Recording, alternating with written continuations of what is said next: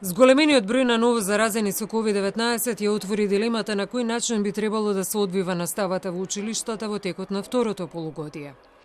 Во Грција учениците денес се враќаат во училишните клупи и второто полугодие започнува регуларно. Тие и просветните работници задолжително ќе се тестираат 2 пати седмично со бесплатните брзи тестови. За оваа седмица ќе добијат еден тест плюс. Со брзите тестови се откриени над 15.000 позитивни случаи кај ученици и просветни работници. Во Италија е одлучувачки фактор колку случаи на инфекција со коронавирус има во оделението.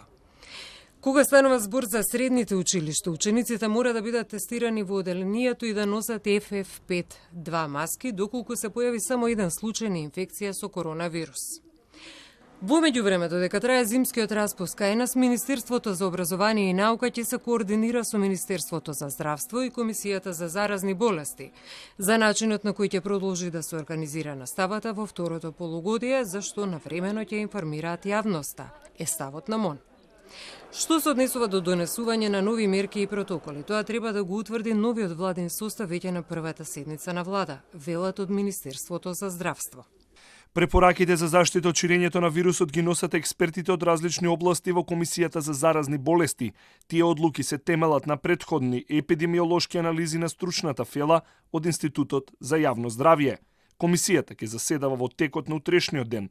За евентуални препораки од состанокот јавноста навремено ќе биде информирана. Движењето за поддршка на онлайн настава со свое барање до МОН и Министерството за здравство. Наставата да се одвива на далечина во второто полугодие. Во името на огромен број на родители, наставници, во името на бабите и дедовците, во нашите семејства, каде што се живее во еден стан, во една куќа, по 5, по 6 луѓе, каде што дистанцата и изолацијата се невозможни. Со овој тип на вирус ќе се заразуваат сите. Ако со делтата и со првиот вухански сој се заразува еден, двајца, во овој случај се заразуваат буквално сите. Со одлука на владата донесена на 17 август, почетокот на учебната година беше со физичко присуство. Доколку има одредени промени, МОН тогаш најави дека е секогаш подготвено за останатите 2 резервни сценарија, хибриден модел и ротирање на групи ученици.